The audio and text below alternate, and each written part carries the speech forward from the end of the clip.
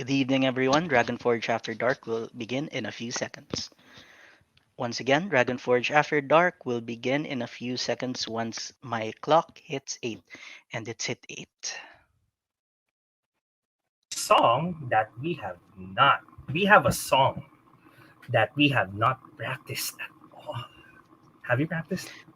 No, we haven't. So, good evening, everyone. Welcome to Dragonforge After Dark, Episode 6, the Skirmish Primer. This is Episode Oh 6 yeah. because our faction focuses will not count towards the episode count and will count towards its own episode count. So, for example, it's like the Krillin kill counter does not count the same as the Yamcha kill counter. So, Oh. yeah. All right. So, we know we promised you guys a song from last week, but we decided that the song comes in during our first faction focus because we can actually do sea shanties because sea shanties are no longer copyrighted as long as they were made before 1955 and they were like from the Yeah. 19th century. So we made like our own sea shanty, which will be presenting to you in our Death Guard faction focus. Now How today, apt? How apt? How apt? yes, exactly. So this week, we will be talking about the different skirmish games. And for that, we have Teacher Mikey, the great skirmish simp himself. So, what do we have for you today? Okay, All so right. let us So, this is just share. our thing. So, before everything else, please like and subscribe. The glorious like and subscribe to like all of our social media. Visit our website, thedragonforgehobbies.com, where we actually sell stuff. Our YouTube, where all our videos are uploaded, our Twitch, if you're into Twitch, and our Instagram, which we will be filling up eventually once we get painting. Yes, that will Oh, eventually happen. Look, there's a picture of it with Teacher Mikey. It happens. We paint, we paint. there. So we Are you have guys some seeing comments this? now. Yeah, so hello to our regular viewers, Eric and Michael.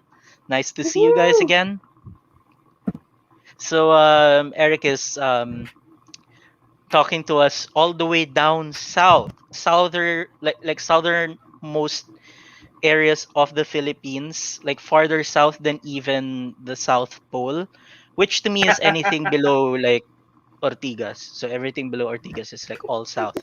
And Michael is talking to us all is listening to us all the way up north in I believe Pangasinan. So yeah, that's farther north than Caloocan, guys.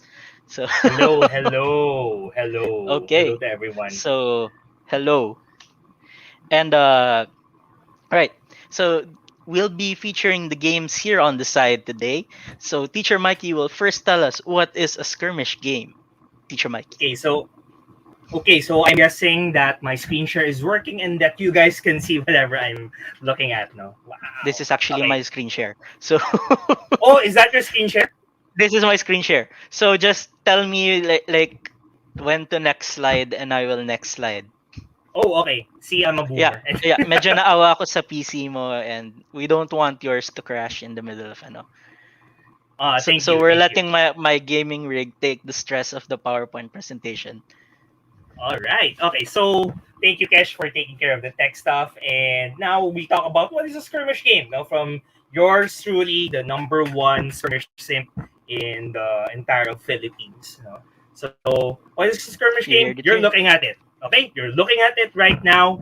This is a sample of a skirmish combat game, and these are miniatures that I painted myself, and the terrain by Kosjin Heda or Kosjin Abrigo from Mini Look her up on Facebook and Instagram. She painted the nice terrain, but those minis are mine. And this gives you a clear illustration of what a skirmish combat game is. It's a small scale battle. This is half of the map that you're seeing right now. Okay, so again, this is half of the map that you're seeing, which means the entire battlefield is no more than what 22 inches by 30 inches. No? That's what you're Yes. looking at right now. And these are all of the combatants, basically. You're seeing everything you need to see for a skirmish combat game. So we go to the next slide for a few beautiful close-up shots of these beautifully painted models that I was only able to finish last week. or 2 weeks ago rather, no? Okay, so we got the Stormcast Eternals versus the Daughters of Cain. No, you're not able to see clearly, but there's only 9 of the pink-haired women with the blue-haired girl on the next slide, no? And a flying woman harpy thing, and then you got some three. Snake You got ladies. yeah, you got the snake lady, and you have four golden boys and three totally not chaos birds. But Yeah. but you don't need to know that yet. Okay, so what Golden you're looking at, Boy, Green Archers. yes, Sounds the golden familiar. boy, green archers with the blue falcon eagle things. Okay, but Yes, with so pink yun. wings. So with photographs, this tells you exactly what you need to know about skirmish combat games. No? Small scale battles that are fought with very few models. No? You can do with as little as 3 to as many as 15, and you're golden. Okay, so but of course you might not settle for just photos. So we'll be showing you some actual facts. Okay, so Right. yeah, who doesn't love facts? Anti-vax. Uh, but we're not here to talk about it. So yeah, Ooh, yeah. yeah, We also took game duration into account to accounting for what is a skirmish combat game. So yeah, it's small battlefield size, small teams with small amount of models, and a game duration of around 30 to 60 minutes. now Now your you can mileage may play. vary. Yeah, Your yeah. mileage may vary on these. Of course, when you're still learning, the game is gonna take, of course, significantly longer than when if you're experienced. And of course, some big army games can be played relatively fast, especially if you're fighting someone who doesn't know what they're doing or actually knows what they're doing so hard that they wipe you out in the first 2 turns. That happens. Yeah, So let's go but to off. if Yeah, you get any of us here, like Kesh, myself, the doctor, and the other dudes at the Dragonforge, once we start having person-to-person games again, the shops open, we can get you up to speed on the games, and you'll be rolling dice and setting up yeah. your armies in 30 to 45 minutes. Yeah, just as a reminder that I'm required to give you a disclaimer. Um, though I may be your first tutorial game, I'm not allowed to play with new players for the first 6 months of you playing a game, which I actually do play. Um, there is absolutely no reason for this rule. It's totally unjust and unfair, and anyone who says otherwise is just mean. Okay.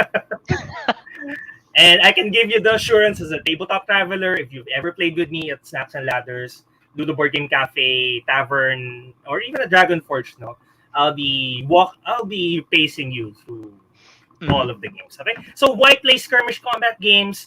We have 3 reasons here, no, that we will expound on later on. And number one is affordability. Number two is gameplay speed. Notice how fast I'm talking, no? Because we want this to feel like a skirmish combat game. Okay, Speed. and that I am speed. time Ka-chow. speed. Okay, and reason number three, narrative immersion. And this might be one of the bigger things for some of you. Okay, so let's go to the first reason, affordability.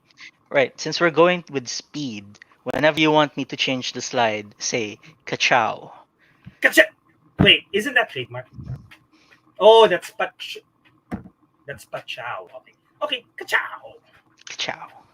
Oh, Wow. Jonathan's watching our favorite Dominion hoarder.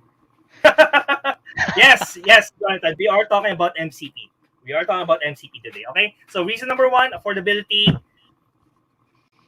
What you're looking at on the screen right now is exactly what you need to get yourself and a friend started. Get the rule book and buy one kit for yourself. And if you're feeling especially generous, get another kit for teaching others with. And if you're gonna get Hmm. it from us at the Dragon Yes. Forge, if possible. Yes, definitely.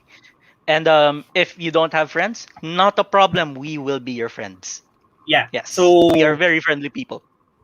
and if you look at this what you're looking at right now will not break the bank. No, this combined, we will talk to you a little bit about prices later, but not in much detail.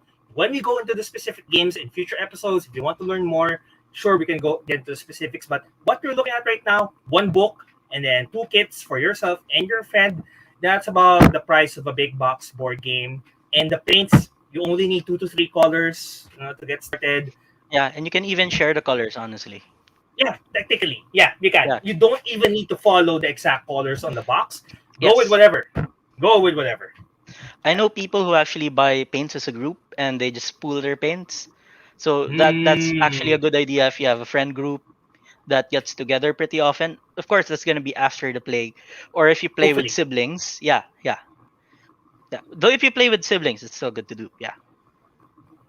So yun. Okay. Reason number one, affordability. Kachow! Yes. Okay, you were faster than me. Faster than I could kachow. Yes, I am Okay. speed. Yes. And speaking of speed, gameplay speed is the number two reason. No. Versus games 1-on-1 to last 30 to 60 minutes, and multiplayer lasts 60 to 90 minutes. In fact, one of my games at the Dragonforge um, with with with the other doctor, no, with Doctor Tope, with Johan and RG, tama, tama ba? Yeah, RG, Roji, RJ. Yeah, RJ. Okay, with RG. it's I'm RJ. sorry, I forget the name, man. I've His name played is you Roji, twice. but we call him RJ. Yeah, he's Yeah, also a RJ. doctor. Like we have so many doctors at the We have forge that if you have a so heart many attack, doctors. like you're good. Like you'll probably still die, but at least you'll die surrounded by doctors. So yeah, one afternoon at the Forge, 4 players took us 60 minutes, and that includes the setup. And you get And that the with chatting. and the chatting with all the banter, all the trash talking, and all the rules checking. 60 minutes stops for a 4 player game of Warcry, which is amazing. And also shout out to Thomas Regala and Cyril Aspiras and Sir Felican. We had the 4 player game. That was our first game. The three of us playing for the first time, and it was our first game. Took us 90 minutes, but that's fine. Not Yeah, bad you're for a learning four it. player. Yeah, not bad for a 4 player first game, right? So yeah, let's go to Kachow. Okay, narrative immersion. Now, your mileage may vary when it comes to narrative immersion. Some of you might not be into it. Um, and this doesn't necessarily mean you have to role play or anything. But you can. Though you can, you Um, can. yeah, you can. No one's stopping you. No. But what's great about skirmish combat games is the narrative immersion begins the moment you assemble the models. What am I talking about? You're working with a small number of them rather than oodles and oodles, in the hundreds. In big army games like Age of Sigmar or 40K, um, when you're able to work with a few models only, you can really take your time to customize. That's part of the narrative immersion. Customizing, kit bashing, putting them in positions that are not indicated on the box. Diba? You can take your time painting them. I Yeah. see some comments. Contrasts for beginners, contrasts Yes, for tinting. definitely. Yeah. Yeah, And we'll talk about that later when we're discussing like on what to buy and stuff. And just as a caveat, you can also do like narrative gameplay with the big armies. Take it from someone who named every single one of a 40-man skeleton blob. Yes, every single one of them is named. So it hurts whenever a mook dies. So you can totally do that as well. But it's like get easier to get into when you only have like a few guys, as yeah, opposed to like 40 skeletons.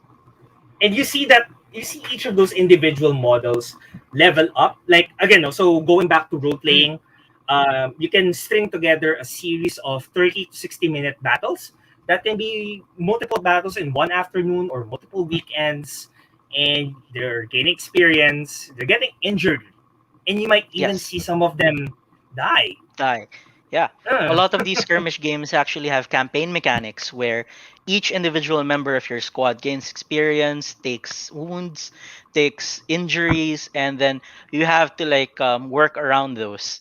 So it's with varying degrees of like complexity depending on the game. yeah. So that might be a good draw for some of you who are looking for Hmm. a immersive experience. Kind of a legacy Yes. game for the board gamers out there. Right? Anything you'd like to add before we cut chow? I think that's it. Let's catch out. Wow, Right. look at So us. Look at us. We're doing good time. yeah, we are. we're we're living up to the We speed. are speed. Yes. Your speed. Yeah. So take a look So at the games we'll be talking about very quickly. yeah, these are the games which we will be discussing tonight. Of course, we have some Games Workshop offerings in Warhammer 40k Kill Team, Necromunda, Adeptus Titanicus, Warcry, Warhammer Underworlds, and Blood Bowl, and we're also going to be looking at Warcaster Neo Mechanica from Private Yeah, Weapon Wars. Warcaster. And then we have Marvel Crisis Protocol from Atomic Mass Games. Yes. Man, I'm Among talking so these, there fast are, I get yeah, thirsty. Mm. among these, like, the three well, the four on the bottom I actually haven't played at all, so like teacher Mike is gonna open my eyes for I'm Jon Snow. I know nothing, though. Unlike Jon Snow, I've been watching YouTube videos on them to prepare for this glorious video. So teacher Indeed. Mikey, are you done drinking? Yes, I am done drinking and I am fully Shall we recharged begin? Say the for the word. next one. Ka-chow. Ka-chow. Ciao. Okay, so no surprise what the first game is. No? And I will say this now. I will say this now. This is my personal number one skirmish game.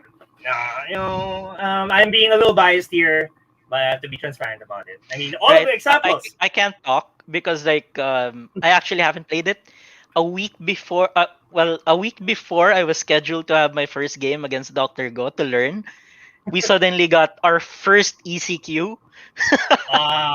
So Shucks. like, yeah, Papa Nurgle did not want me to learn, probably That's because unfortunate. Papa Nurgle didn't want me to destroy all your faces. So And that's a good thing. That's a good thing. yeah, So anyway, just going kidding. back Yeah. Like, to Cash is totally a fair player. yeah, I mean he should totally teach you with your first games. Yes. Okay, so going back, if you've noticed, most of the examples that you've seen are about Warcry and my own models. I just love the game so much that I have to talk about it first, no? And what makes this game super special? One, it's all about the furious skull crushing. You get to bash heads, break bodies as early as the first round, and it's very rapid fire. Most skirmish games are I go, you go, one model at a time, and then decisions are made, dice are rolled, and stuff happens. And most of the time, it's violent, explosive stuff. If that's the kind of experience that you're looking for, there you go. You got Warcry. There's a dizzying variety of options. Like, gosh, I mean, I got two of the four books, and there's a gajillion ways to build your war bands within the same faction. Yes, It's definitely. honestly I have to amazing. agree with that. It's definitely amazing. I can't recommend this game enough, but do note that, and you can see from the photos and also the theme of the books and the images that you see, it is dark fantasy. So you might want to check out the model line first. Check out the lore if you're into that thing. Check whether dark fantasy is the thing for you. Oops. Okay, and what do you need to get into it? One book, okay, one book and one kit. That's it. No? That's the fastest, easiest way for you, and we're showing you the prices. 1 second. Yes, yes. Actually putting this in the other screen so I can view Oh, it. okay, Yeah, yeah. got Okay. it. There we go. Oh, okay, so All right. there are two ways that you can get into this. You can get the catacomb set for I think how much? Is it 9375 according to my nine? notepad. Okay, 9375, and it comes with two war bands for you and your friend, and a double-sided board. One is the Overworld, the other one is the Underworld. And what's great about the Warcry Catacomb set is it's a two-in-one game. You can play a 3D game with all of the verticality, all of the angles and stuff, and the jumping, the falling, the climbing. It's all there. Or you can play the 2D version under the Underworld, no, different from from Warhammer Underworlds, no, but the Underworld, you're in the dungeon, everything's 2D, and you get to cross bridges, fall into lava, all the fun stuff. No? So we can get to that Catacombs 2-player set, or if you only want a learning game for yourself and whoever's at home, or yeah, just for yourself, get one kit divided into two forces, evenly split. Get the core book, no, get the core book And yeah, that's a quick and easy way to get into this. I think if you get the core book and one of the Warcry war bands that are pre-made, I think that's 4 or 5. It's less than 5,000 pesos combined, or even yeah, it's way less than that. I Yeah, think. it's less than. Oh wait, plus two. It's around 4-3 for both. Yeah, not that. And again, no, so many ways that you can get into Warcry. This is just two of them. The other would be get the core book, get one of the Grand Alliance if one get one of the Grand Alliance books if you're listening to Warcry stream a few weeks ago and start from scratch. But we're not gonna go into detail into that. We have faction focuses for Yeah. those. Okay. Yes. Do note that if you already play Age of Sigmar or want to start with the not Warcry exclusive faction, because all of these Warcry exclusive factions are chaos. For example, if you're a great guy and want to play Death, which you should, or you're a loser who wants to play, Lumineth, you can start with the individual kits for those various factions, and then just the Warcry core book and your Grand Alliance book. For the Grand Alliance book, will probably contain the rules for your minis, unless you are either a Soulblight Gravelords player or a Lumineth player, in which case all your rules are available as a free PDF on Wow, warhammercommunity.com. free Yes. PDF. So you only need to Yeah. spend for the core book and download that And the PDF for yourself models, yeah. and the models. Yeah, Yeah, of course. very good. Yeah, Now, that's beginner about it. Yeah, friendliness. Warcry is Okay, super easy. yeah. So at the end of every skirmish spotlight, so wow, we're only running 5 minutes for this particular part. No, at Yeah, the end it's of Warcry. every It's fast. skirmish spotlight, we will give you a beginner friendliness rating. It's this one's an 11 out of 10. Unga bunga. Go out there, roll dice, make things explode, and have fun. Whether you win or lose, it's always fun. And a Yeah, lot of this narrative game is building. not at all complicated. It's easy. None. There's a lot of depth, but it's not. You're not gonna get lost in it. Yeah. It's super easy to learn. Like heck, the rule book is soft cover, thin book. It's really easy to play, and a lot of the optional extras that you see around there, like the cards, the tokens, they're all optional. All you really need is the dice. If you want more information about our about Warcry, you can watch our Warcry episode a few episodes back. And are we moving to the next one? Ka-chow. That's Yo, ka-chow. ciao. Okay, the other game I Yo, was simping so so hard for. game. Okay, so I was a super big simp for the original Kill Team, which was actually called Second Edition. This one, the new Kill Team, is actually Third Edition, and these are the features. No, intense tactical battles. It's like you're playing. If you're familiar with the XCOM video game, there you go. That's one good example of it. Or for the video gamers out there, think Overwatch. No, think Overwatch. It's a lot like that. Intense tactical squad battles. There is sufficient customization. You don't really choose a model and choose what things are equipped to it. You select the model that is equipped with the thing that you want. That's it. No, and then you have supplementary upgrades that you can add during the match play games. But if you play in open play, if you do open play games, you're gonna get rid of a lot of the complicated stuff that you don't need in your first game or in your People play open play. well, it's there. It's there. No, so the thing about GW games is that they always have the 3 ways to play. But Yeah, actually now it's actually only 2 ways to it's play. only really 2 ways to play: match play and narrative play, campaigns. But at least now it's two. Before it's mostly one. People Yeah, just it used to just be. Yeah, to actually make a proper narrative campaign, you had to like homebrew a lot of stuff. yeah.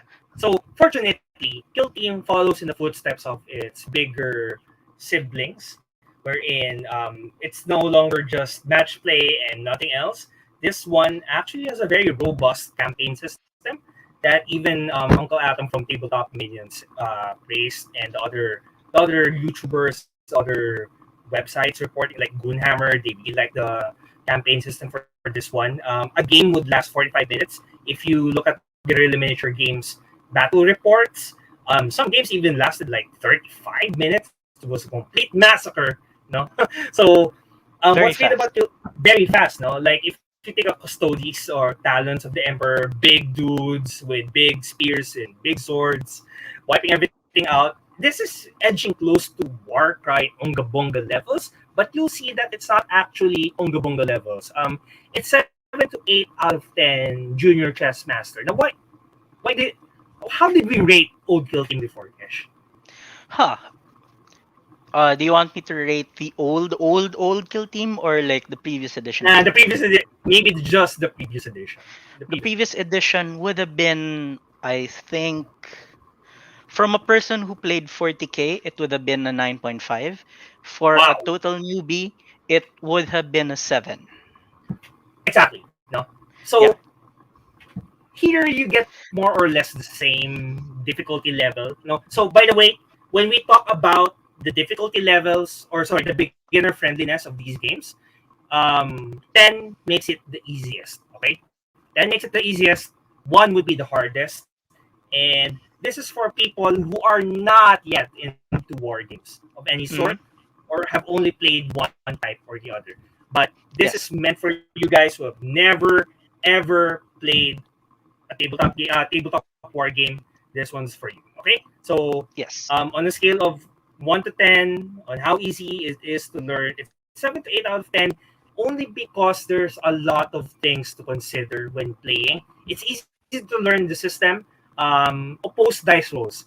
How much is my attack? I roll this much dice. How much is your defense? You roll that amount of dice.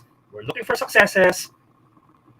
Plus minus. Boom. Damage. Things happen. Things explode. You score points and have fun. It's just that so many things could happen and it's hard to get good at. So that's the difference now with Kill Team vis-a-vis Warcry. Yeah. Just as a note for you wargamers watching, if you are looking at the beginner friendliness from a wargamer's perspective, I think add +2 to our rating would be fair. Yeah, definitely, Yeah. definitely. Yeah. A +2 would be fair. Yeah, and Right. that's also important. That's also important because some of you who are already war gamers that are watching this, which are probably half of the people who are watching right now, no, you might be looking for a skirmish game for as you're in between, no, and we're here to help you as well with that. So, Kill Team, you want to get into it? Two ways you get the Octarius starter. We're not sure how available it will be within the next 6 to 12 months, but this there According will to be Games Workshop, everyone who ordered in the first wave will get one, cool. but after that, it's up in the air. Yeah, So they might release new starter sets down the line. Though they have declared that Octarius is gonna be limited, but not as limited as you might think. But it's still gonna be limited. But Games Workshop regularly does come up with new kill team starter sets. And honestly, you don't really need a starter set to play. So Teacher yeah. Mikey, take it away. Okay, so sure, the Octarius starter set for 9,375. Is that correct? No, That is I think that's correct. yeah. Not this is a very good deal. You get two forces, you get lots and lots of terrain, all the counters, the rulers, the works, the books. It's everything you need for you and your friend to enjoy. But if you were not able to get on that train, that's fine because the other way that you can get into Kill Team is through the core book and the compendium. You have to get them together. I'm so sorry. You have to buy them together, and then pick the box that you want. Now, the good thing about the new Kill Team is that it's now entirely possible. By looking through, so the core book gives you all of the rules that you need to play, but the compendium gives you the data sheets, or sorry, the data cards, basically the stats for your models. And the great thing about the compendium is that I think about 90%. No? So that's 18, 19 of the 20 factions available. You can actually build a viable kill team with just one box. No, Yeah. now yeah, with just one box, you're golden. You're golden. That one box can be composed of two fire teams already, or it can be half of a fire team. So if you want to do two boxes for variety in your units, go ahead. But like this, the Death Watch Veterans, which is actually one of the top 8 kill teams at the moment, no? Who can actually compete with Octarius. So I'm just giving you how good and how easy it is. No, I'm not talking about how competitive things are. But if you really want to enjoy kill team, 1 box. And this is an example. The Death Watch Veterans, it's really powerful. It's very basic as well. But lots of customization. It can get you far in your first few games of the new kill team. Yeah, Death Watch veterans are super customizable. They even have like Death Watch kill team as um That is their what they unit are. name. So That is yeah, what they are. so yeah, so they were the poster boys of the old edition of Kill Team, and there's a reason for that because they are And they still really are. super They customizable. Yeah, still they are. are. They still Yeah. are. Very good. Do So note that you should not be pressured at all into getting Octarius if you are not into the factions in the box. That's true for any starter yeah, set that we will show you definitely, today. Yeah, definitely. you always should go towards what army you feel you like the aesthetic of, because once you actually start playing, once you actually start painting especially, you'll just really get bored if you don't like the models you're playing with. And the point of like miniature wargaming is the miniatures. If you Yeah. don't like the miniatures, why are you playing? And the good thing about the current tilting is that again, half of the factions that are available are actually pretty good. They're actually pretty good. So you're on par, choose one of those 10, and you got 9 other friends who are choosing different teams. You'll be on par with each other, and you'll have a pretty good time. So pick what you want. Pick what you want. If you like the look of it. An important question though, are Kroot competitive yet? Oh, we might need a faction focus for that, but they are definitely better this time around. They are definitely better. You Okay, got Kroot are you better. got a good Okay. option. So probably set you back around. So if you get the core book and the compendium, that would total around 3.5. Okay. So Mm, again, yeah. So we're going to be very transparent about the accessibility in terms of price. No. So kill team for the rules alone, the stats of the models, it'll set you back 3.5. yes. Might seem a little steep, but it does give you access to all of the stats. No, so I think it's a good investment, and the single box skill teams will set you back around. Depends on your choice, around 1.5 Yeah, depending on to your 2,000. faction, 1.5 to 3. 3 if 1.5 you're to getting 3. like custody. Yeah, yeah. But it really depends on what faction you're getting, and we're gonna go into the nitty-gritty of that when during our faction focus. Yeah, so watch out for the faction focus. Will get you up to Hmm. speed, literally, fastest and cheapest ways. Yes, Okay, we are let's catch speed. out. We've spent 6 minutes on that. I'm timing it. Okay. Okay, here we go. We're now getting Hello, into Necromunda. darker Okay, territory. so Kesh, take you this may away. note, let's start right now at the very bottom. Beginner friendliness is 4 out of 10. Dark Souls. This is not the game for the faint of heart. Where did Teacher Mikey go? Is Teacher Mikey dead? No, I'm alive. Oh yeah, there he is. Okay, so Necromunda is still a skirmish game. There's still a few It models. You is. can still play it fast. There's still varied faction choices. It's still affordable to start. However, there's a big however. However, Actually starting it, learning the rules, and building your gangs is significantly harder than the first two games that we have mentioned. and slightly more When yeah, slightly it's more slightly more expensive actually. expensive as well. Yes. Do note that if you have a local store that you play at, like the Dragonforge, once the plague is over, you won't really have to spend on like boards and terrain because you can just play with us. But it's it requires a few more accessories like the templates. You use special dice for Necromunda. You use some special cards, and the tokens are also very important. Now we do have the tokens and stuff in the forge, but like to play, you will need your models. You will need a deck of your tactics cards. You can, of course, borrow templates and dice. Though moving forward after the plague, it may be more sanitary to have your own accessories.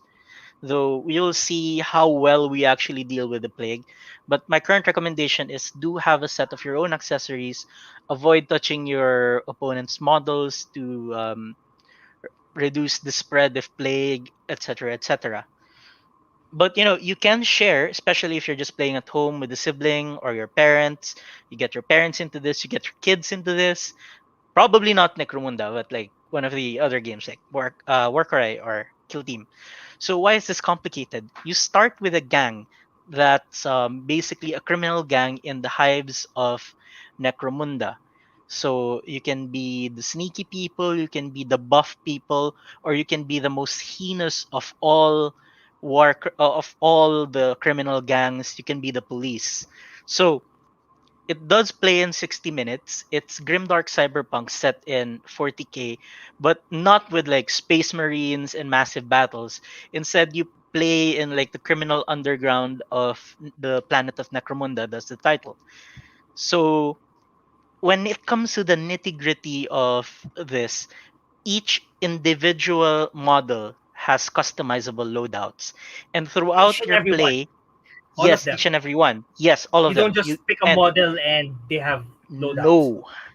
You have to Mm. buy the loadouts for each, and then you can upgrade them as you go by buying through the trading post, buying from your gang stash.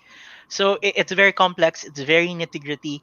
It's if you played the Necromunda video game, it's a lot Oh like yeah, that. I Yeah. saw the Yes. previews. Yes. So it's actually very complex, but it's also very rich when it comes to campaigns. This is a game designed specifically for campaign play. So Oh, while you okay. can play it as a skirmish, like a one-on-one during our break time, it's best enjoyed with a long-running campaign. And a lot of the books are campaign supplements as well as gang supplements. So Necromunda is a game best enjoyed with a campaign with a group. So if you're looking for a Necromunda group to play with, you can join ours. We were actually planning to start one before the plague. I actually built my models, but I can't play them Oh, because of the sad. plague. Yeah. Yeah, yeah. I'm playing the Popo. So like Oh, the Palanites. yeah, the Palanite Enforcer. So as the police, my captain is the unkillable Cardo. Yeah, yeah. So he's gonna last forever. Like, I've given him all the defensive upgrades. He's worth like a fourth of my gang. So I guess for the RPG people out there, if you play Dungeons and Dragons or any of the TRPGs that are available, Necromunda might be the kind of middle ground crunch between Hmm. wargaming and role playing. And I think the campaign system of Necromunda is widely praised. Yes, it Right? is. It's definitely widely priced. It's also very complex when it comes to like movement shenanigans, climbing, etc. There's falling. So yeah, that's something that if you're into that and you don't mind the difficulty level, or you're actually in for a challenge, you go to Necromunda.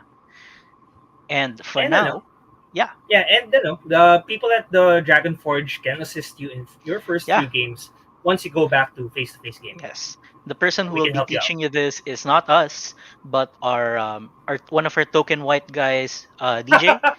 Yes, DJ is actually the one who taught me this game. It's super enjoyable, and there's a lot of randomness to it, which I actually do enjoy.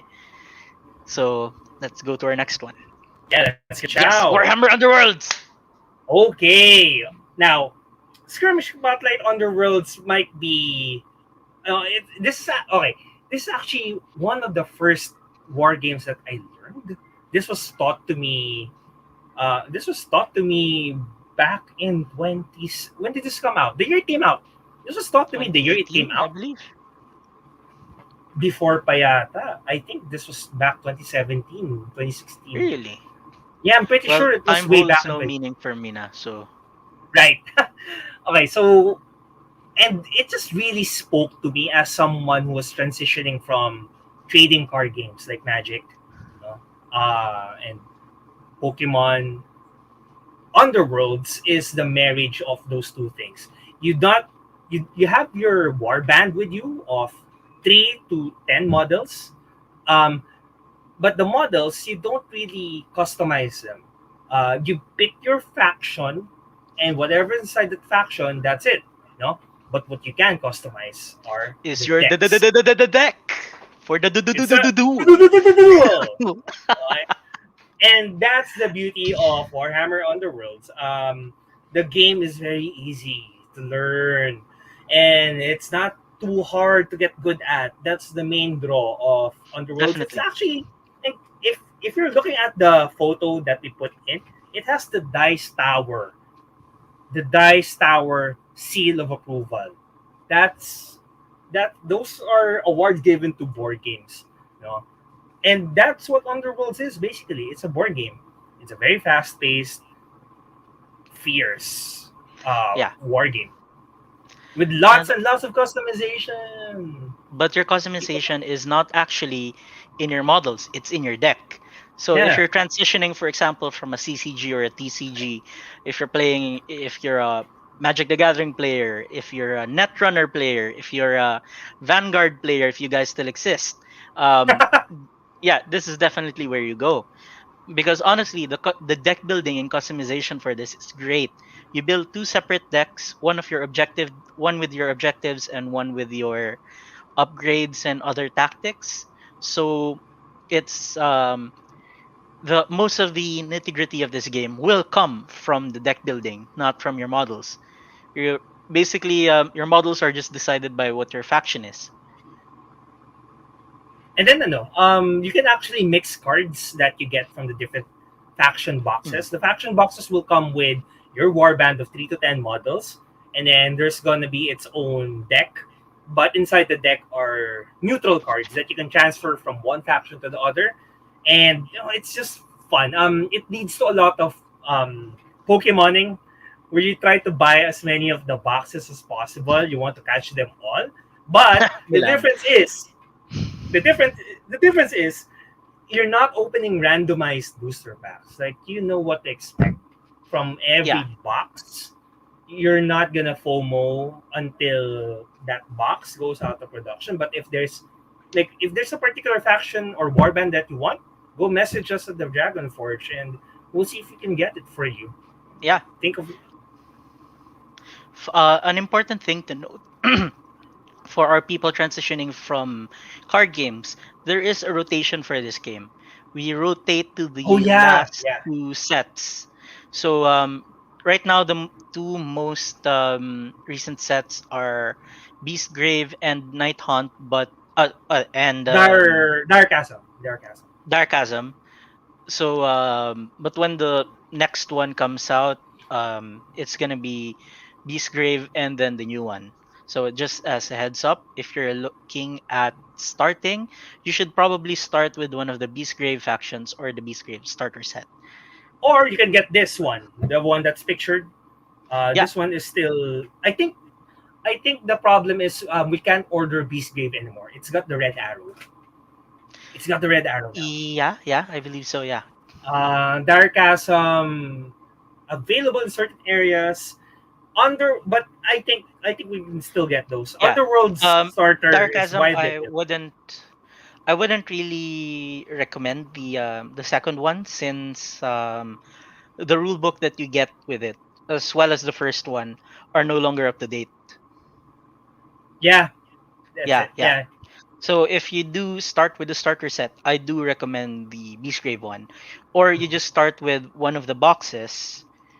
Just as an idea, as a like price starter for you guys, the two-player starter for Beast Grave is around 3,000. Meanwhile, If you each can find it, warband, yeah, get it. yeah, I believe we still have Beast Grave in stock.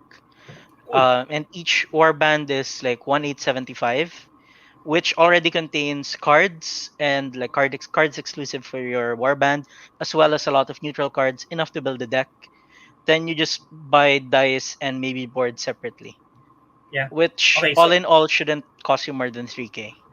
yeah. So Michael Lim brought something up now about the meta Yes, yes. heaviness of the game. Yeah, that can be a concern. Warhammer Underworlds was really designed to be the competitive game. No, there's not the measurements are precise because it's a It's hex-based hexes, yeah. system. Yeah, it's hexes. You got a deck of cards. It's very easy to make this into a proper competitive game, unlike the regular Warcry or Kill Team 48 because you're using fiddly measurements. Hmm.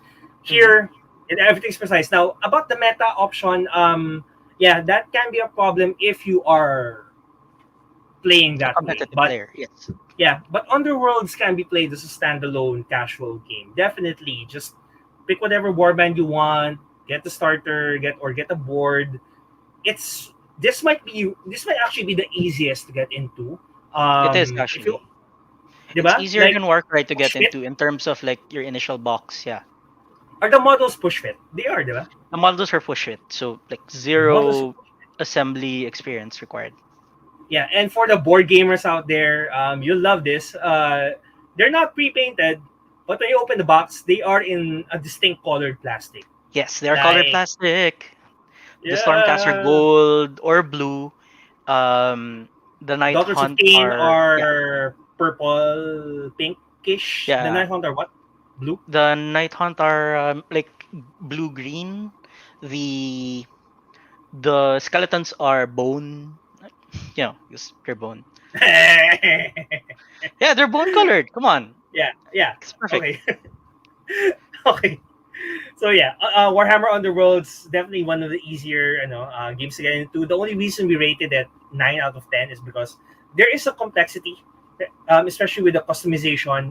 Like in Warcry, it's 11 out of 10 because you have a list of models, pick what you want, and go to town. Warhammer Underworld is 9 out of 10 because you have to think of the faction that you want and then mixing the cards. It can get complicated. Can get complicated. Could be hard to get good at, but at the same time, it's really one of the easiest ways Yeah, to get started on wargaming. my my personal peak with Underworlds is that it's like X-wing. You sometimes, especially if you're a competitive player, you need to buy like a box for a faction that you're not going to play just for like specific cards. But Yeah. it's not as bad as X-wing because you can actually trade the models away to people actually playing like Warhammer Age of Sigmar, and they will grab them from you like in a Oh, snap. Yeah. speaking of crossplay, a lot of these games have crossplay with their Yes. mother Yes. systems. Warhammer Underworlds and Warcry actually have crossplay. Like I actually bought a Warhammer Underworlds warband because it contained alternate sculpts for my Daughters of Cain. So that's the other thing. Warhammer Underworlds, if you're a collector, um, you'll love it. You'll just love it. Yes. Definitely. We're, Like we we're have gushing so much people about this game. who accidentally become competitive players just because they bought every single expansion for the models. Yeah, That and actually happened. yeah. So there's a lot of crossplay. You just need the rules, and you're Mhm. good to go. Okay. Yeah, with some of these things, you can probably play Warcry with the Warband. So Yeah, definitely. yeah, Okay, so enough of Underworlds. I think it's very self-explanatory. Let's yes, ka-chow. Blood Bowl. Oh, Blood Bowl. Okay, so I'm not the biggest expert on this, but one of these days we'll invite MT Tan, we'll invite Milan to talk about Blood Bowl. Blood Bowl. But I have played this online on Steam. Blood Bowl 2, we have a Philippine league. You should totally join. The game is cheap. It's a great. If you want to test the mechanics of Blood Bowl, go. You can go digital for very cheap. And what I like about Blood Bowl is that it's still a war game, but only with melee. Like you can only punch or trip each other or tackle Yes, each other. those little elves can no longer shoot you. Yeah, so no, so this is still technically a war game, but it's very melee. It's very physical. There's a lot of running involved. There's a lot of blocking. This is basically chess with dice rolls. Um, it relies a lot of positioning, so it might appeal more to the board gamers. But the biggest appeal of Blood Bowl is not in the one-off games. Kind of like Necromunda, with a campaign system. Uh, there's a career mode of sorts. So to the players, if you play the 2K NBA 2K series or the UFC Undisputed games on console or PC, there's a career mode. You can watch your players grow. And same with Blood Bowl, they get skills. Blood Bowl really shines as a campaign game. The mechanics are really easy to learn. Maybe because I'm already a war gamer, but when I was looking at it objectively from a mechanics perspective, parang wow, there's not a lot of things to remember.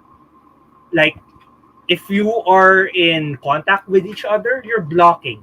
It a lot of sports concepts. So a lot of Yes. sports concepts Is it translate. important to know like sports when starting this game? Kesh does not sports. Well, it can be helpful, but if you're already a gamer, especially if you're a board gamer or a war gamer to begin with, you'll get this. Now, what if you're not a board gamer? Like you're coming in here casually, it's also easy to teach. Like, oh wow, okay, cool. Um, if you're near, okay, so think about this. If if you probably played tag or agawan base, no, or any sort of larong kalye or street game, you will understand Blood Bowl. If you're near me, I can block you. Or Patintero, diba? Any of the street games that or playground games. No? If you're near me, I can tag you. And if I tag you, there's a chance of me tripping you up or I trip myself up. That's it. But if you're far away, I have to chase you. I can run after you and blitz you. So a lot of real world physics, real world interactions of play translate to Blood Bowl. It if you have a sports background or you have played sports or you watch sports, you will easily grasp Blood Bowl. So yeah, that's what I have to say about this. Best played in campaign mode, where you can see your Yes. players grow over a season or Or seasons, die. Or die. or die. They can possibly die. They get Yeah. injuries. They get more than just an ACL. Oh gosh. Just think about it. Yeah. So I actually hear players dying a lot in this game. Not A like the lot. player, but like in-game team players. Like you won't die playing this game, but your guys will. My goodness. In my 8 games in the league so far, oh my goodness, I have lost 5 players in over 8 games, and it hurts because I see them grow, become really talented athletes. I manage them, and then they just get stumped over. In fact, one of my players died from a rock thrown from the stands by an angry fan. Can you imagine that? So, Blood Bowl is all of the sports drama and all of the violence of a Roman Colosseum. So, yeah, that's the best way to describe Blood Bowl. Why is it a 7 out of 10? Um, it's hard to get good at the game. And in fact, okay, so caveat, it's easy to learn, but you might not enjoy your first few games because you'll be making mistakes. And if you play with a seasoned player, Blood Bowl is kind of unforgiving. So, um, yeah, so if you're playing Blood Bowl for the first time, play it with someone of your same skill level because it's just so hard to get good at, and your Yeah. first losses might be unpleasant. If anything, you should have the experienced player like hovering over your shoulders, like teaching your rules with like a fellow newbie, or else you will be destroyed. Yeah, and we have a really good community of Blood Bowl Yeah. players. Dr. Carlos Sandico comes to mind. Yeah, so Doc Carlos is there. Dragonforge people, Milan. Yeah, lots of blood. There's a lot more Blood Bowl players than I would like to think there are. But yeah, so Mhm. Blood Bowl really exciting. All the drama of sports plus Roman Colosseum, all good. It's all ah, gets the blood pumping. I feel like the Romans were a bit more civilized than like the audiences from Blood Bowl, That is and true. They the don't teams throw as well, rocks. and the teams as well. Honestly. Yeah. So Blood Bowl, it gets a C. I love this game. I love this game. All right. So, Ka-chow. Kachao. All right. Oh, here So we our go. next one is actually not a GW game anymore. This is from Privateer Press. It is Warcaster Neo Wow. A Mechanica. non-GW game. Yes, in this Imagine that. stream. Yeah. See, we're So not it's simps. yeah. Totally simps. We're not totally simps. Let me put that on the banner. Yeah, we're not total simps. We love GW, but there are other stuff out there. In Yeah, fact, there's a unlike game. Magnus, G-Dub does do things wrong. Like Yeah, so we are not total G-Dub simps. Right? So Orcaster is designed to be highly competitive, the same way with War Machine and Hordes. So if you know the systems for War Machine and Hordes, they are also very similar and very competitive. You have your customizable decks with your Warjacks. You do play it in 45 minutes. It's pretty short. It's pretty easy to learn. It's easier to learn than, for example, War Machine or Hordes. It's definitely, yeah, definitely. definitely. I've seen a lot of 5-minute videos online, and it's actually pretty simple. It's also a lot of opposed dice rolls. And the main reason that gets a 7 out of 10 and not an 8 out of 10 is because there are a lot of like terminologies and stats to learn and special rules. Yeah, Uh, the and there's a computations. yeah, computations basically. And then you also have an extra layer of complexity with your the thing that summons other things. The Uh, portals. yes, the portals, where you can like channel your arc powers and then summon new models into the game, like a seventh edition unfair demons player. Ooh, that Well, hard. it yeah, it's but at least both sides can do it. Unlike the seventh edition demons player who's just spamming 4,000 points on the board during a 2,000 points battle. Oh my goodness. Yeah, it's generally acknowledged to be one of the like really broken things in Warhammer history. So Yeah, we have a Warcaster, by the yeah, way, kind of plays like sports. That's the other thing. It is a okay. little sports like when I'm thinking about it now. It So does. people trip and pretend to be elbowed in the face. No, I mean with the positioning and the objectives, the way things happen in Warcaster, kind of plays like a sports game, no? But Okay, okay. that's only from the limited stuff that I've seen. I've seen one video in the past. I've seen one Yeah. bad trip, and then I've seen a 5 minute video prior to this just to get me up to speed with how Yeah. the mechanics are. Have you played this before or not yet? No, but I do remember. Oh, our friends from War GP. So, Jay Staris and John Zablan, yay, our very Yeah, own yeah. Dragonforge. No? So they're big stance of Warcaster. They'd like more people to play. We could. I hope they'll say yes. Please, if you're watching War GP, Yeah. people, We actually do please want to join have us. like a Warcaster episode in the future, so we would love to invite some people to talk about this, especially since we are total Jon Snows at this.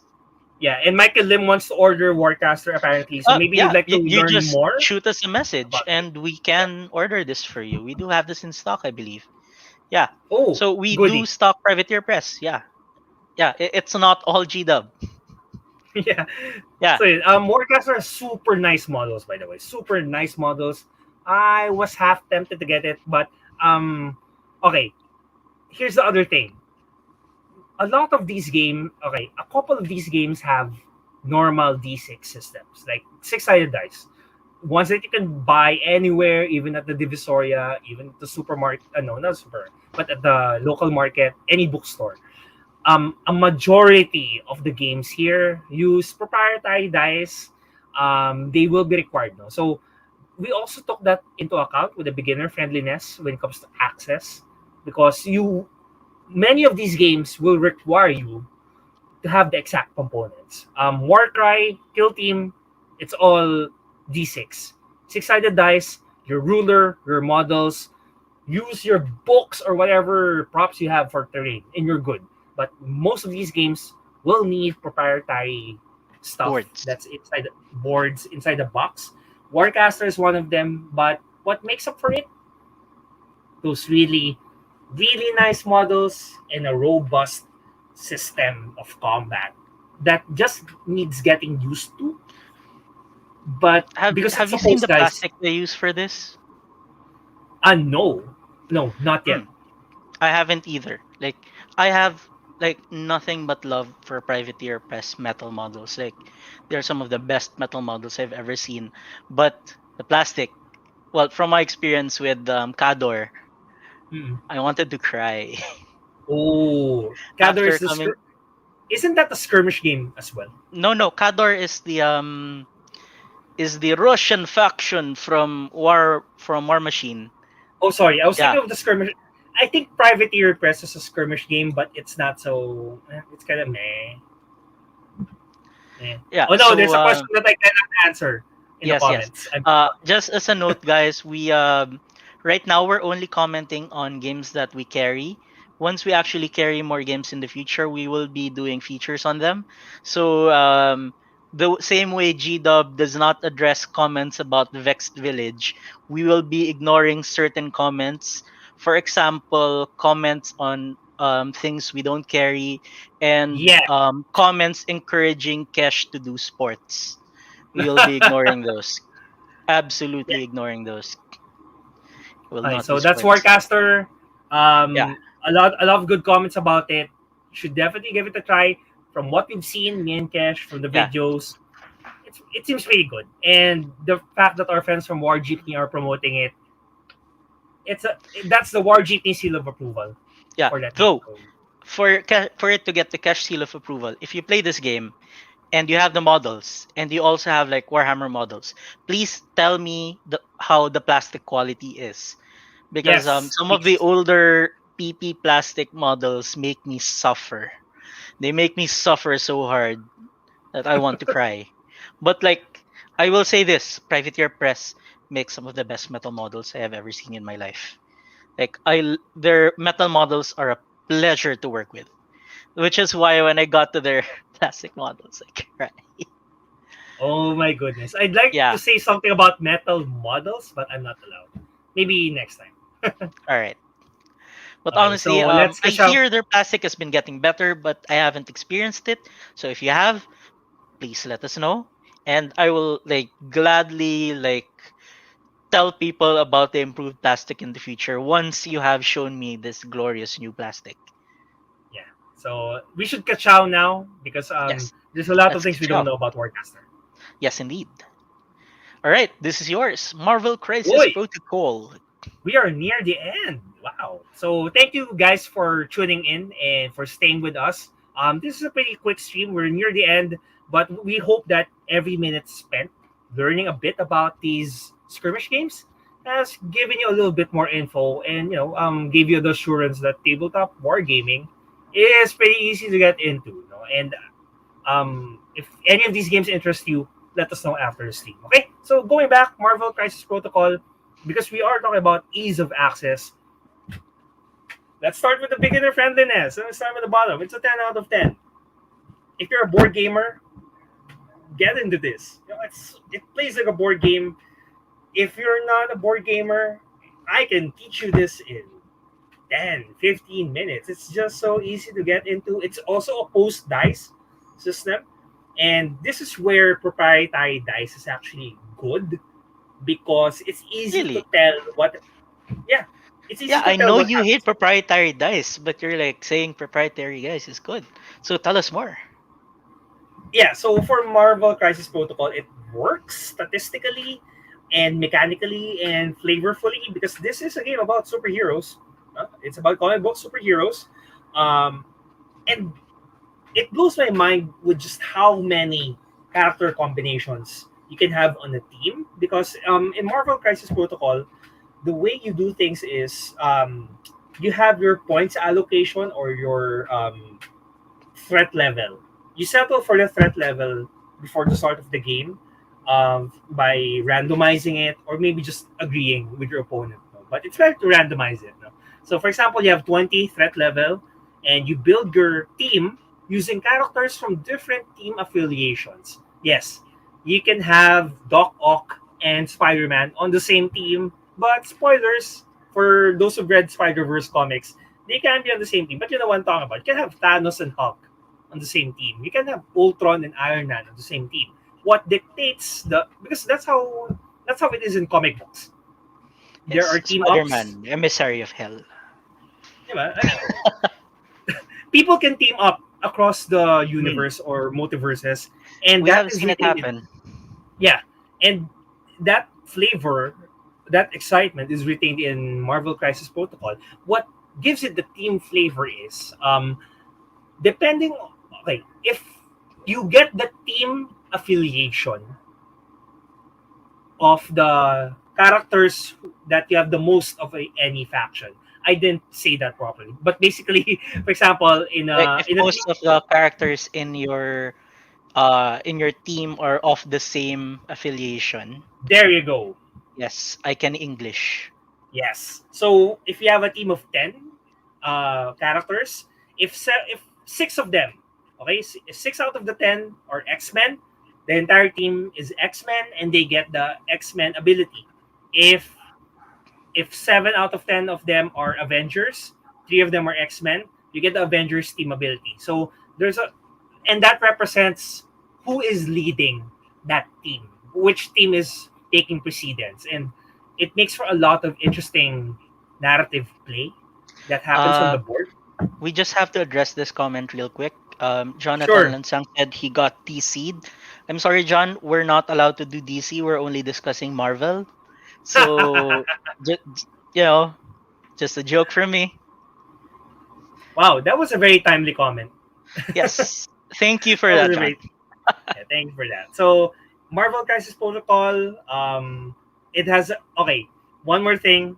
I could gush on about this game forever, but I think the most unique thing about Marvel Crisis Protocol is how crazy the superpowers can be when you roll the special dice, when the special pips come out on the D8. Yes, eight-sided dice. D8. Wow. D8. What uses D8s? Gods. Holy cow. D8.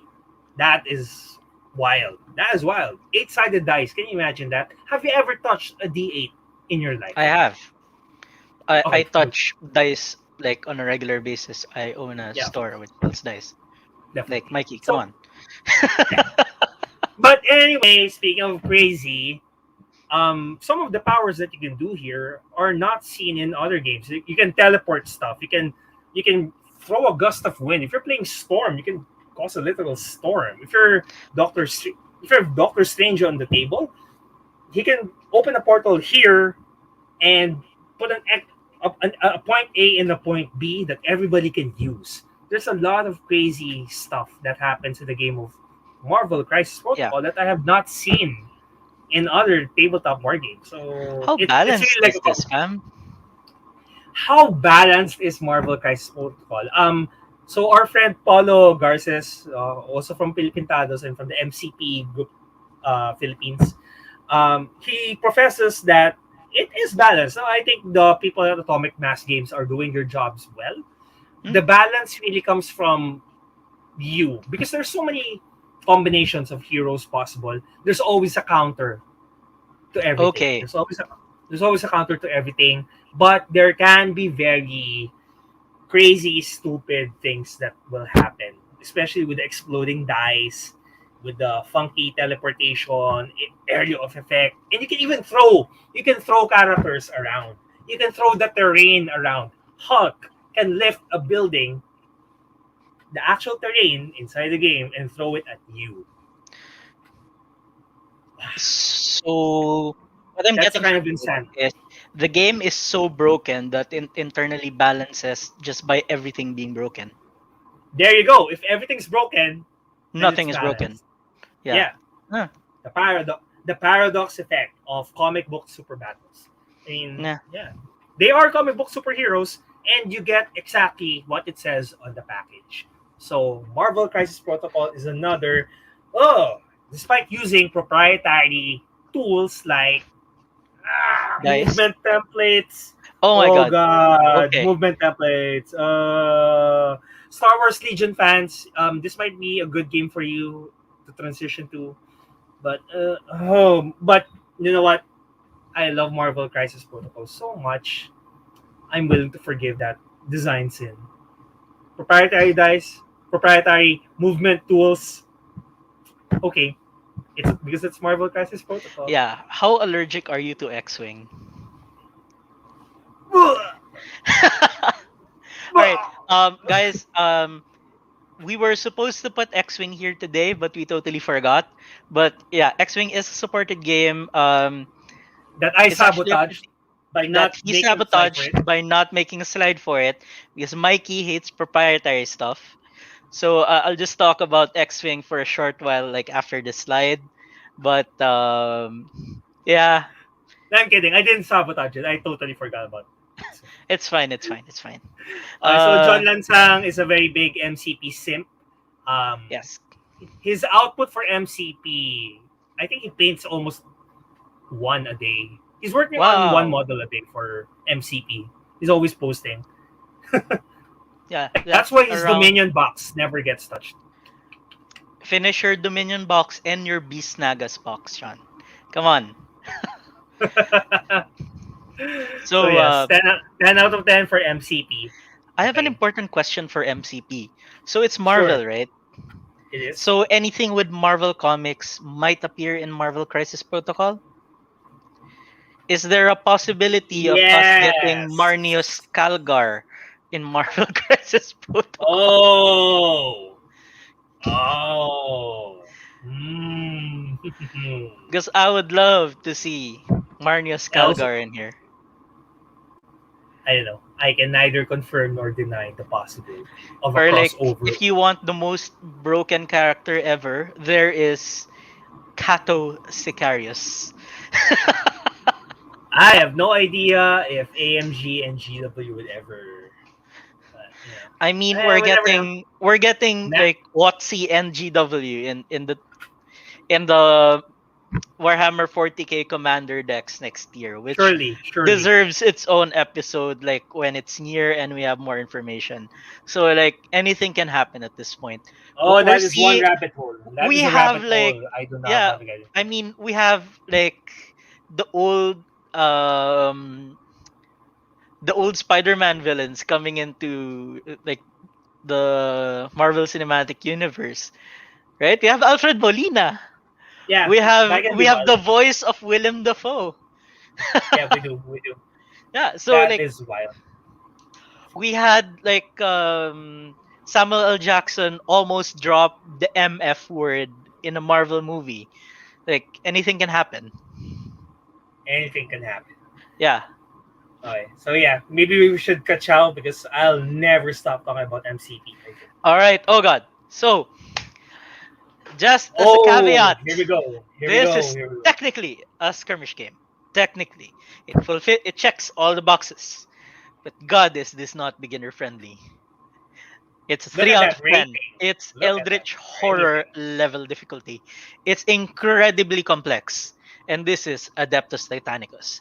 This is the adaptation of the old Epic system and the old Epic scale from from Games Workshop. And it's set during the Horus Heresy. And as with anything set during the Horus Heresy, it is complex, expensive, painful to source, and like it is the utter like this is end game for any wargamer. So yeah, anything with Horus Heresy in it is your end game. While Warcry is your level 1 novice class stabbing with a dagger, this is your level 90 hikikomori from Japan who lives in his basement and and just plays World of Warcraft all day.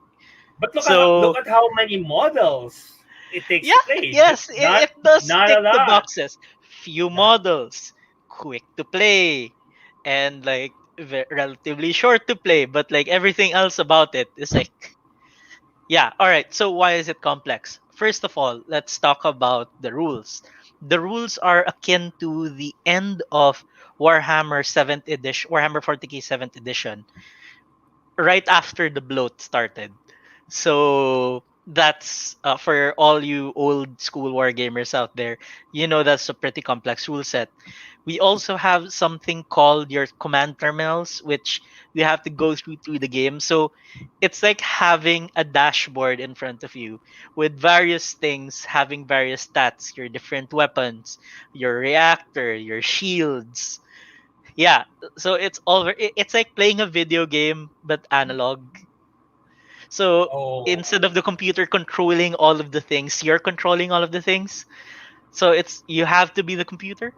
There are also a lot of special rules that are bespoke.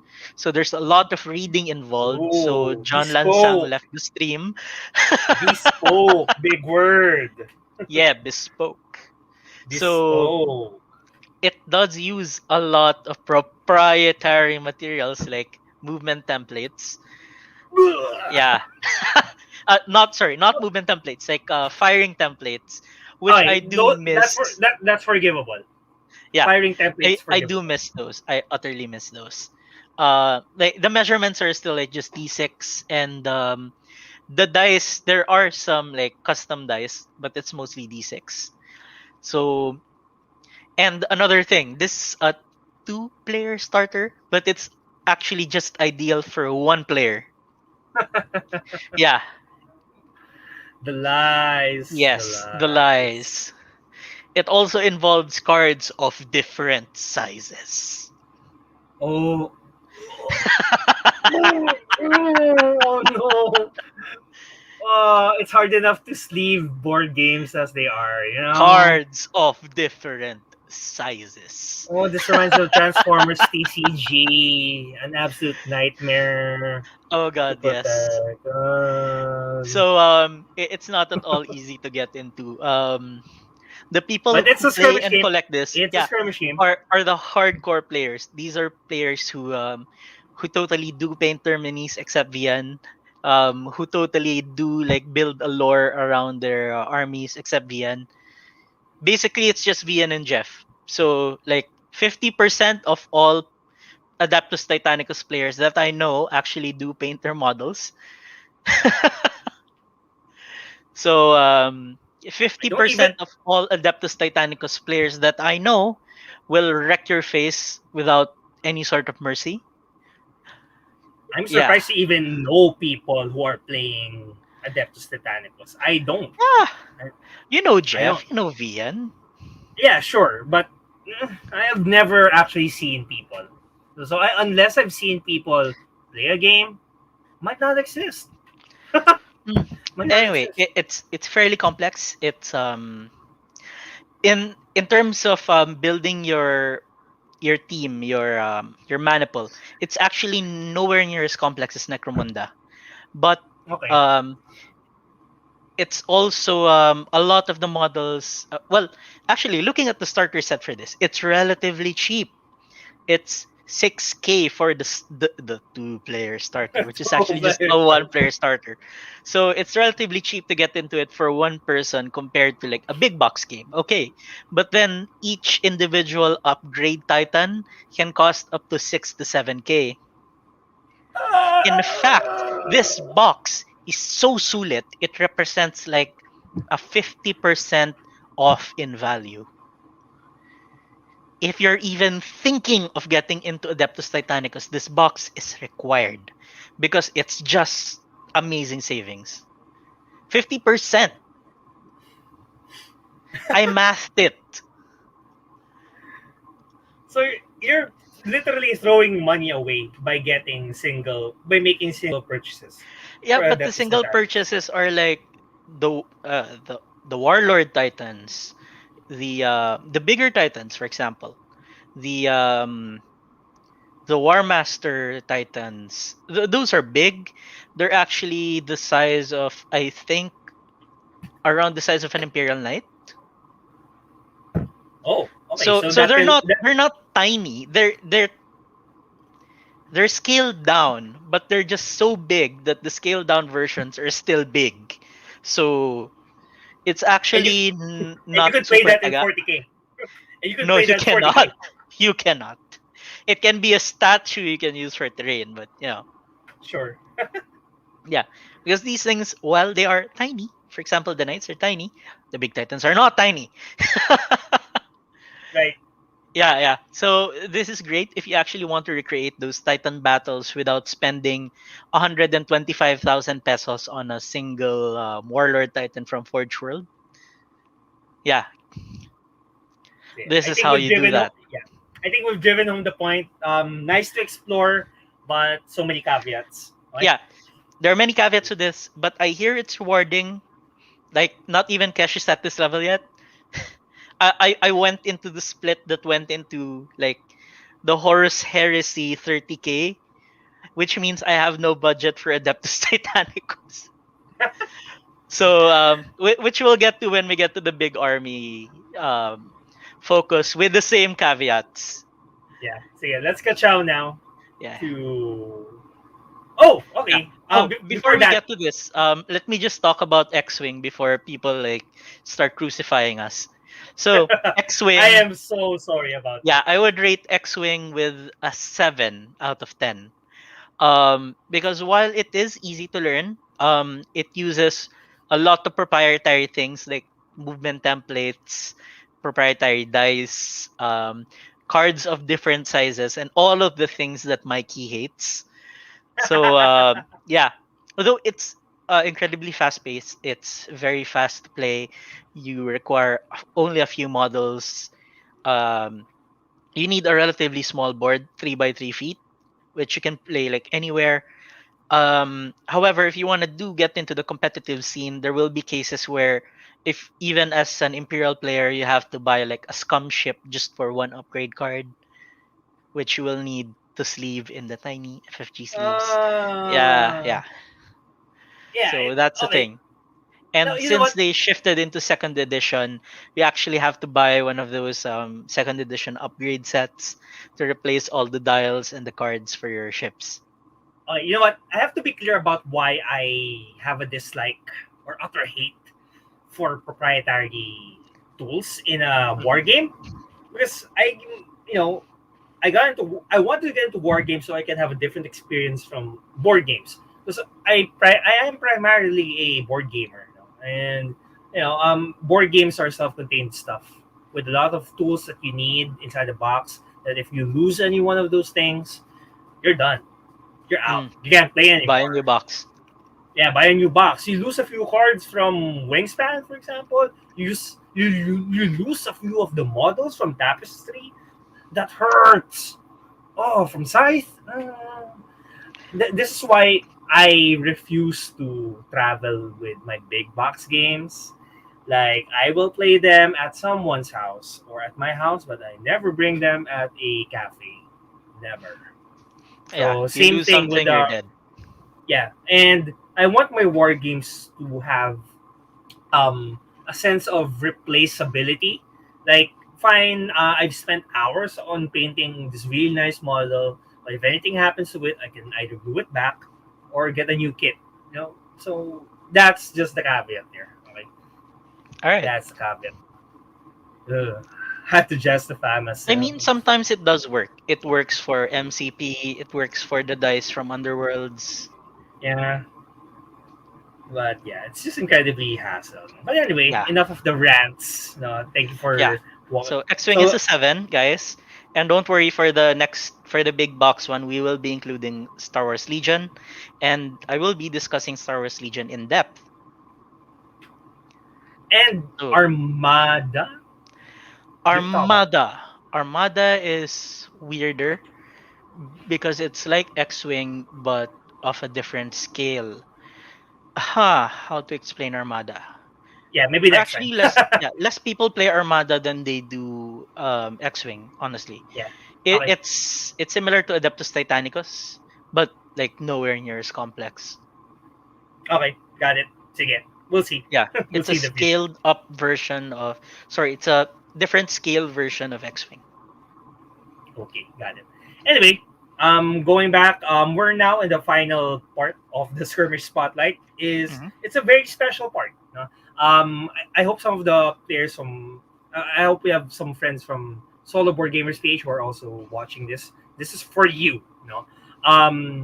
Lately, it's becoming more popular in game design to include a solo feature. No. Especially with our um, lockdown situation, a lot of people want to be able to play their games solo. And that includes board games that are already in existence. A lot of companies have released solo rules, solo options. No? And our war games, no? Our tabletop war games are no exception to this. Now, caveat, caveat. Some of these mechanics are not strictly solo; they are two-handed solo. What does that mean? Explicitly written on the rules is that okay, two players will take on the same opponent. Like you and your would have been opponent. You have your arm. You have your little war bands with you, and you could be facing a zombie horde sent by or an undead horde from Nagash, or a demonic infestation sent by any of the chaos demons and the Or a chaos giant, giants, or a giant that can a happen. hungry No? giant. So a hungry giant and or a mad titan, for example. Okay? So these are options that are present in these games. So firstly, Marvel Crisis Protocol. Um, the so you got the Hulk, Thanos, and Ultron as possible big boss opponents with an AI flowchart. And although it says on the rules that okay, two players, because you are because the victory condition is just beating that opponent, and no matter who does it, you both win. So you can play two-handed solo, and we've seen people like Mark Jordan, from the MCP group, who's done that.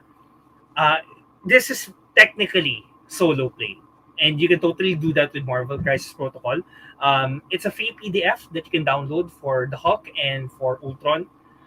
For Thanos, um, it I think it comes with his box. No, I'm not too sure, no, but at least you have those options for MCP, and it's totally reasonable.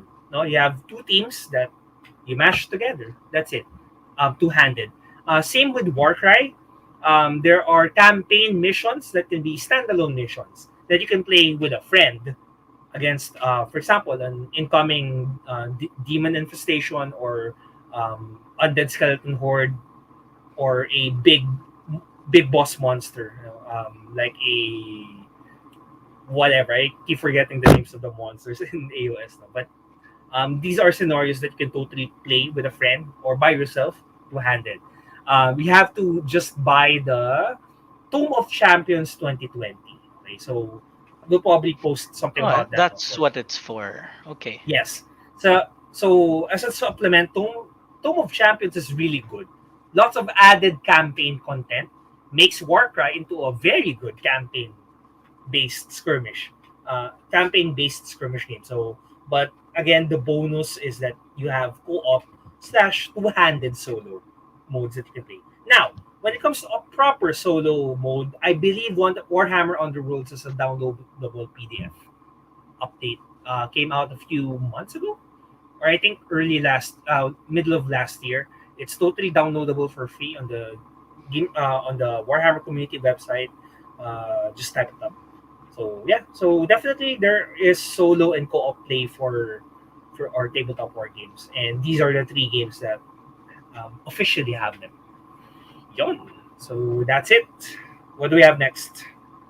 I think Right. we're Yeah. So yeah, if you're interested in any of these games, let us know. So these are the games, the skirmish games we currently carry. There's Warhammer Age of Sigmar Underworlds, Warcry, Blood Bowl, 40k Kill Team, Necromunda, Adeptus Titanicus, Warcaster, Marvel Crisis Protocol, Aeronautica Imperialis, and X-Wing. Why didn't we discuss Aeronautica Imperialis? Absolutely no one plays that. okay. I have to admit, I totally forgot about this list, and those two games at the end. All I remembered were the ones with the logos. So It's okay. I did not sabotage our No, no, plan. no. Like Aeronautica Imperialis, I really would have just put on the slide. No one plays this. Like people collect it, but I have never heard of anyone actually playing this game. Yeah. Like a lot of the stuff is from Forge World, so accessibility is down. Um, yeah, it's just you know, yeah, Yeah. it's Aeronautica So yeah. Imperialis. But again, these are Yeah, games that we carry, if you are interested in any of them, we got your, got your fancy. That buzz us at the Dragonforge page. We'll get your game to your doorstep the best that we can. Yes.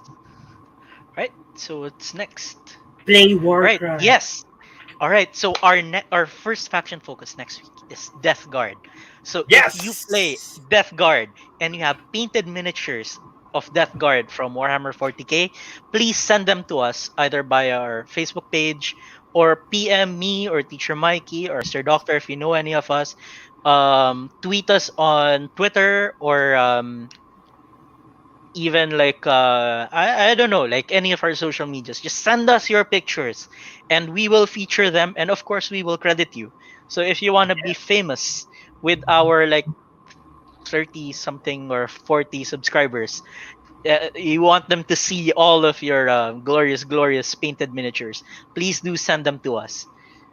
Yeah, so right now And we only have yeah, Teacher Mikey stuff, so like if you want yours I am proud of featured, them. yeah, if you want yours featured, please send them. We will be Yeah. asking every week before the next faction focus. So, what is next on our slide? Mikey, you weeb. Yes. Let's take a look at calendar, Kun. I did not even look at this slide. Gods, Mikey. Okay, wait. We have a ticker that says Mikey's a weeb. Where is it? Well, Yes. we have to show There the we go. September calendar. We have to show. Yeah, there we go. We have to show calendar kun. Ha. Okay. So what's happening? Next Friday we have our faction focused Death Guard. And on Saturday, we have the anniversary special where we have the old Dragonforge owners show up and show you how fat they've gotten during the quarantine, as well as reminisce over like old times, the old forge, some memories of the new forge, as well Uh, as a just general tambay with us on stream. yeah. On every Monday, of course, there's the pre-orders if relevant, and the actual anniversary is on Monday. By the way, well, like yeah, on Monday, September the 6th.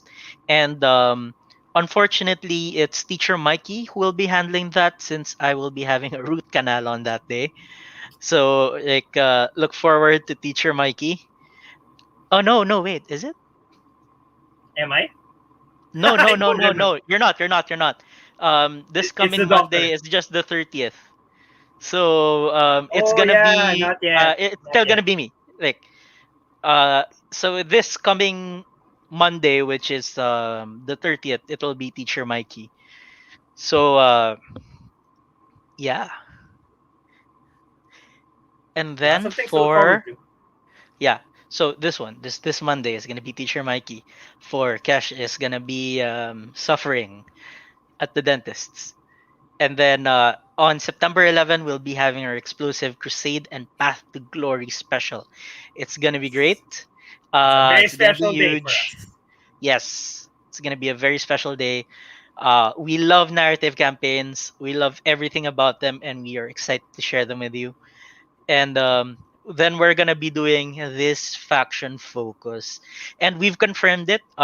Eric will be joining us for faction focus Lumineth. He has Yeah. confirmed with me via the Book of Face, and he's no longer allowed to back out. So anything less than getting the plague is like conceding the inferiority of the Lumineth, right? And if he does get the plague, it's conceding the inferiority of Lumineth to Nurgle. So yeah, there's that.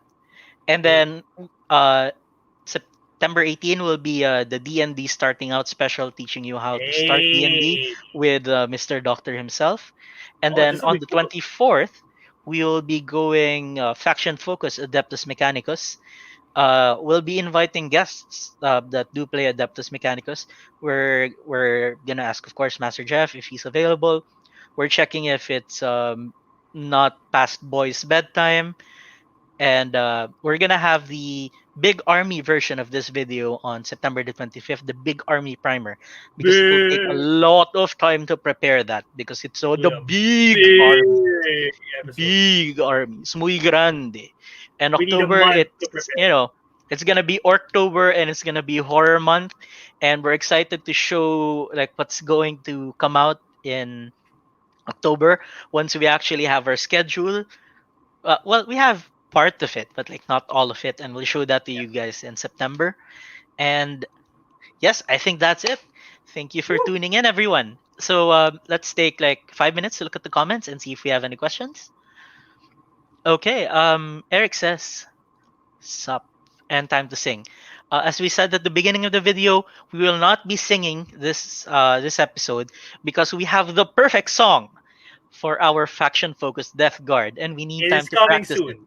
It is Yes, coming soon. I'm done with half the song. It's like, yes, it's gonna be cool. It's gonna be great, and it's gonna be Death Guard themed. So, Definitely. yes, school presentation style. This is what we learned in college. Yeah, Eric's a teacher as well. I Yes. interrupted this class this morning by being physically there. Eric, come down!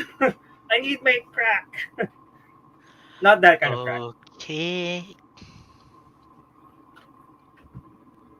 What else? Yeah, I think we went through all of these during the video. So there are questions here that we definitely cannot answer. Yeah, yeah. Michael is commenting on, I believe this is for Warcry, that they're great for practicing how to paint the various different factions. I'm not sure if this is for Warcry or Warhammer Underworlds, but they are both very good since you only need to buy a few models of each.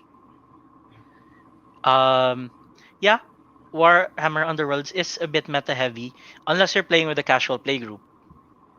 Like there are a lot of casual play groups naman. If you want to play with, for example, Doctor Go, if you want to play with us, we're very casual. I haven't updated my deck since like Shadespire. Though I kind of want to build the vampires now. And yes, Underworlds is the easiest skirmish to get into. Definitely. As for Definitely. 40k version, it is skill team. Not as simple, but if they made it as simple as Warcry, like the neckbeards are gonna complain. We can actually talk about a preview given to us last year that has not materialized yet. It's called Warhammer 40,000 Fire Team, and Yes. it uses a hex board. It has a deck of cards. What could that Hmm. be? Yes. What Though game? it What never kind showed of up. game could that possibly be? Could it have been a So hoax? We don't know. we don't know. We don't know. The Emperor Yeah. knows. All right. Michael is commenting that the Warcry figures are a bit easier to break. That depends on your Underworlds, faction. Yes. Underworlds, the Underworlds Underworlds. models. That depends entirely on your faction. Of course, the Stormcast ones are gonna be chunkier and they're gonna be harder to break, but anything with fiddly bits is fairly fragile. Warcaster, you can order Warcaster with us. You just message the page, we'll give you prices, and if we have it in stock, we'll ship it to you. No problem. If we don't have it in stock, we'll order it for you. No problem. And oh, we have a comment from Gigi, one of the owners. He says, Yeah, "Poi." I'm ignoring the our one comment from Twitch because that's one of the comments we ignore about Kesh doing sports. Yes, Eric, I agree with Eric. PP resin is good. PP resin. Privateer press resin is good. Um but yeah, if you do have some of their new plastic stuff, please do tell us about it. Like I actually want them to get better. Like I don't want them to forever make me cry. Yeah.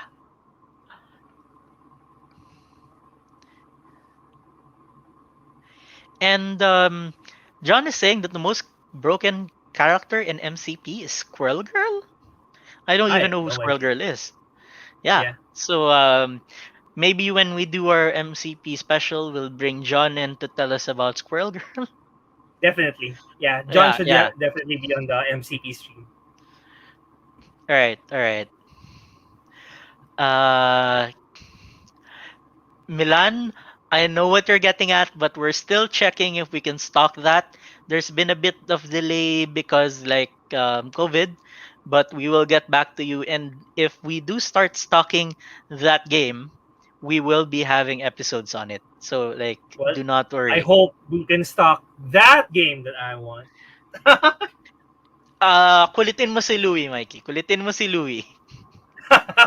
Okay. Yeah. Okay. Yeah, kulitin mo si Louie. Kumakuha siya, G. Okay. Okay. I'm listening. Okay. I'm listening. Oh, wow. Dormammu. Oh yeah, yeah. He's got a huge Rs figure. It's coming out soon. Nice, nice. A huge arse. Yeah, Yes. yeah. I like big butts and I cannot lie.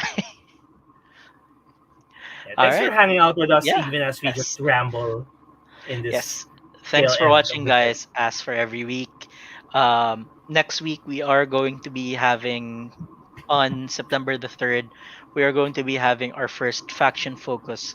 So please do tune in. If you have Death Guard models, send them to us. We would love to feature them. And that's it. And see you guys next week. Yes, sir. Happy weekend, guys. Ciao la. Woo.